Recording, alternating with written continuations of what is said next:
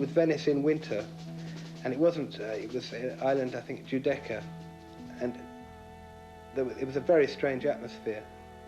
And she just went into a toy shop, I think, in Venice, and found this organ, the Riviera, which I have, just to keep me occupied in the daytime when she was off with the crew working, kind of helping. And really the music developed out of that atmosphere and from that organ, and quite a lot of it was written. When I came back, I think it would have become the music for the third Matching Mole LP, or part of it, but I then fell out of a window, and that sort of ended Matching Mole. It ended being in a group, and in hospital I just carried on thinking about Rock Bottom, and I had just more time to think about it. And there was a little piano even in a waiting room in the hospital, and after about 4 or 5 months in the hospital, I was allowed to get up from the bed and play. So people think, oh, the record, the music is a consequence of the trauma of the accident. It's not really true. It was finished afterwards, but it was. I just carried on, you know, from before. I was writing it before I had the accident. I carried on thinking about it while I was in hospital, and then I came out and recorded it and got married. The record came out the same day we were married. One way to help singing is to be comfortable with the words you're singing, and or at least the sound you're making, because I think there's a lot of words that don't exist yet, and I can't be bothered to wait for them to exist. I was even thinking of compiling a dictionary of words which did not yet exist, and having the definitions so I could be the first one to. But anyway, Rock Bottom, Folly Baloli, I don't know what it means, but it's absolutely the truth. I know that. It's exactly the right word. That's all I know. And there's some other things, some names that I was using that I didn't know what they were for, but I was very glad to find out afterwards, like for Jangles and Bojangles. And it was only later that I found out Bojangles was one of the great original tap dancers. And I thought, oh, well, that's nice, you know, that'll do fine, you know.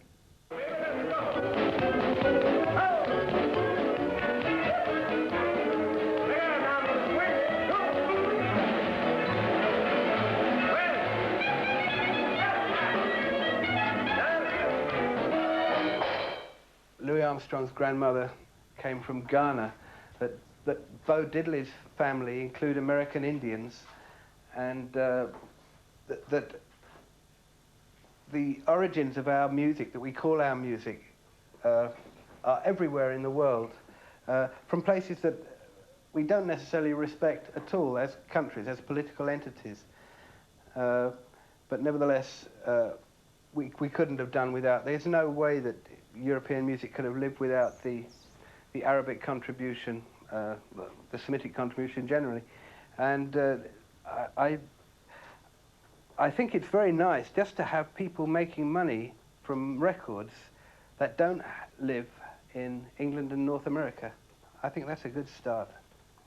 And I would like to see that expanded so that there was a kind of record industry everywhere, and people didn't just have to beg for acceptance from the rich people in the West. Okay, now this is Orchestra Reve, Cuba. He's a singer's old man, been playing for a whole century. And it's a big band. Alfie went to see him when they came to play in London. I mean, it's a big band, I don't know, trombones like some of those Puerto Rican bands, and they make a real racket, and it's dance music. I play dance music too. That's what I am, a dancer.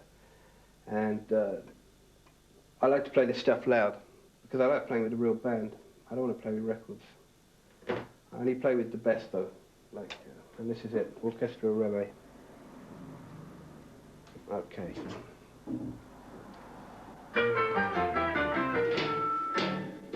Vamos a recordar los años 20 ahora. Este es un son cubano.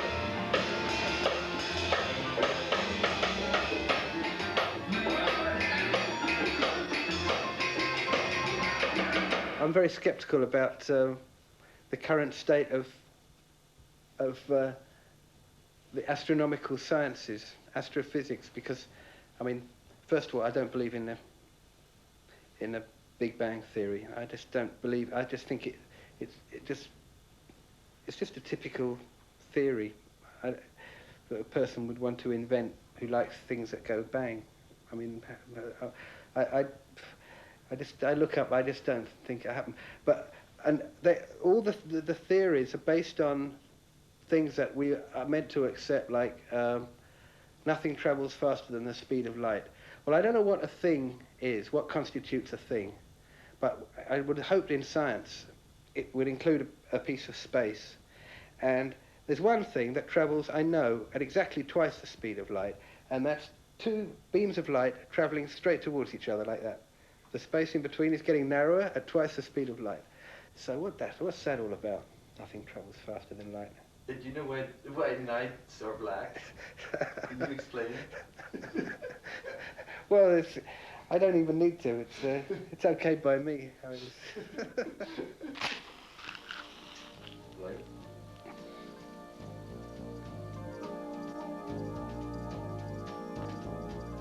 When's your next album?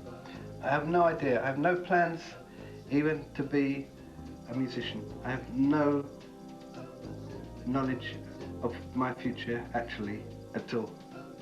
Right. So, Huh? Better do it again. I have no idea. I don't know anything about it. What I can tell you about it is... Moving forward again. Shit. I'll shed a light for you on the next record. Oh. Oh, fucking shit.